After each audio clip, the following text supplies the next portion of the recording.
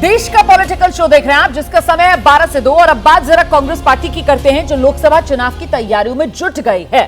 बड़ी खबर आ रही है, राहुल गांधी अब न्याय यात्रा निकालेंगे। आप जानते हैं इससे पहले राहुल गांधी ने भारत जोड़ो यात्रा निकाली थी, दक्षिण से उत्तर की तरफ यह यात्रा, जिसको लेकर आगे राहुल गांधी बढ़े थे। और अब राहुल गांधी न्याय यात्रा निकालने की तैयारी में 14 राज्यों से होकर यात्रा गुजरेगी, 85 जिलों से गुजरेगी, 6200 किलोमीटर की दूरी तय करेगी। 14 जनवरी को मणिपुर से न्याय यात्रा की शुरुआत होगी और 20 मार्च को महाराष्ट्र मुंबई में यात्रा का समापन होगा।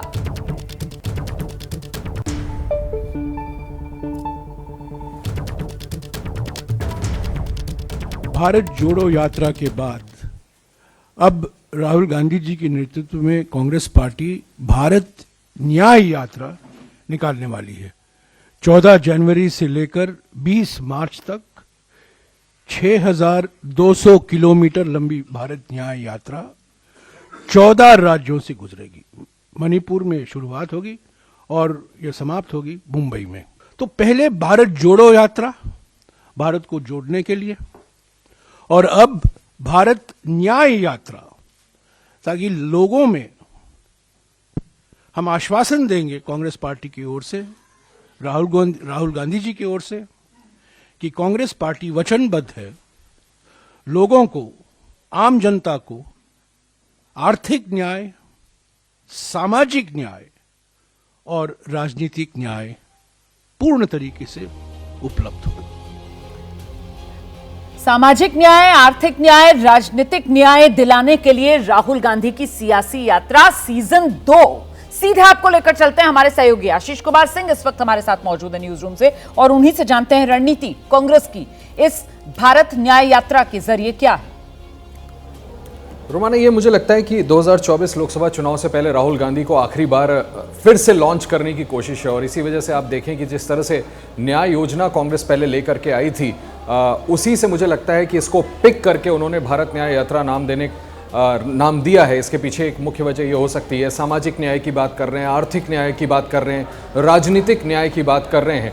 और ऐसा कहा गया है, आज जो प्रेस कॉन्फ्रेंस करके बताया गया है कि उसमें बेरोजगारी का मसला उठाएंगे, आर्थिक जो एक दूसरे के जो डिवाइड है भारत में उसका मसला उठाएंगे, और फिर से भारत जोड़ने की कोशिश राहुल गांधी की तरफ से की जाएगी। जिन स्टेट्स को चुना गया है वो भी कहीं ना कहीं इशारा करते हैं कि लोकसभा चुनाव को देखते हुए ही इन जगहों का, इन स्टेट्स का, इन जिलों का चुनाव किया गया है पार्टी की तरफ से। आप देखिए आशीष, आपने अभी बड़ी महत्वपूर्ण बात की, आपने वो याद दिलाया कैसे 2019 लोकसभा चुनाव से पहले कांग्रेस पार्टी जो है वो एक न्याय योजना लेकर आई थी, और अब कांग्रेस पार्टी 24 चुनाव से पहले ये भारत न्याय यात्रा निकालने में जुटी हुई है।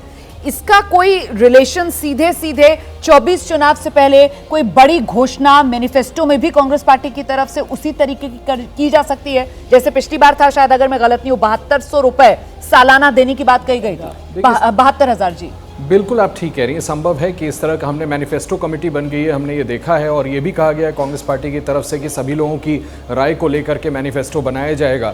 और आप बिल्कुल ठीक कह रही हैं, इशारा तो इसी तरफ है कि संभव है कि इस तरह की कोई बड़ी स्कीम का ऐलान इस यात्रा को कंक्लूड करने के बाद मैनिफेस्टो सामने रखने से पहले कर दिया जाए और उसका पूरा श्रेय राहुल गांधी को दिया जाए।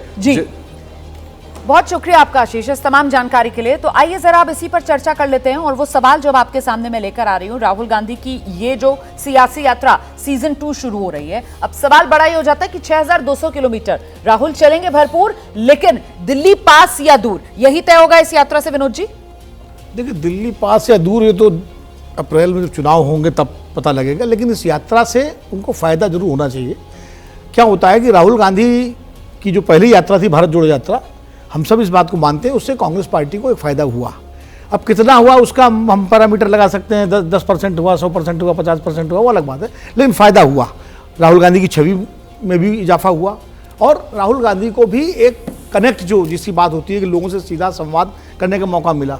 तो मुझे लगता है उसमें जो इलाके छूट गए थे खास करके, अब वे उन इलाकों को कवर करने की बात है। और चूंकि भारत जोड़ो यात्रा, देखिए राजनीति में स्लोगन्स होते हैं, हाँ जी, तो एक स्लोगन एक बार चल चुका, अब ये दूसरा नारा न्याय यात्रा का है।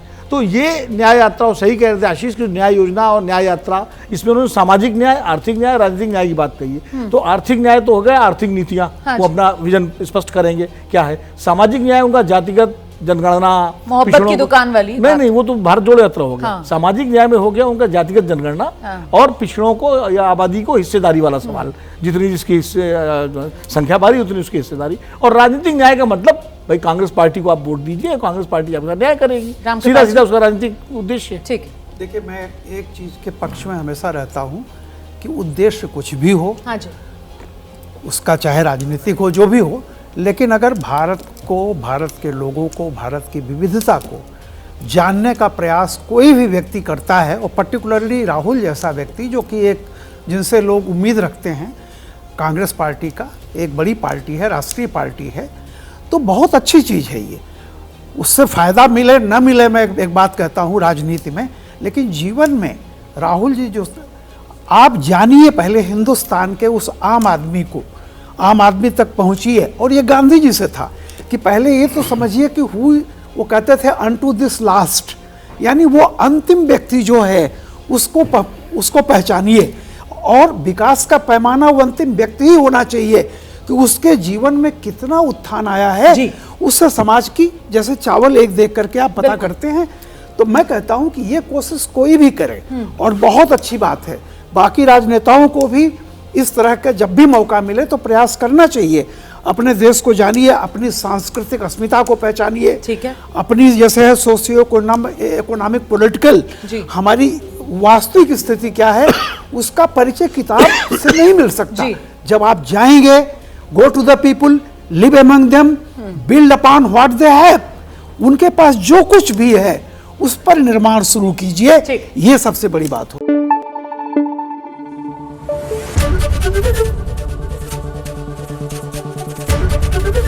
एबीपी न्यूज आपको रखे आगे।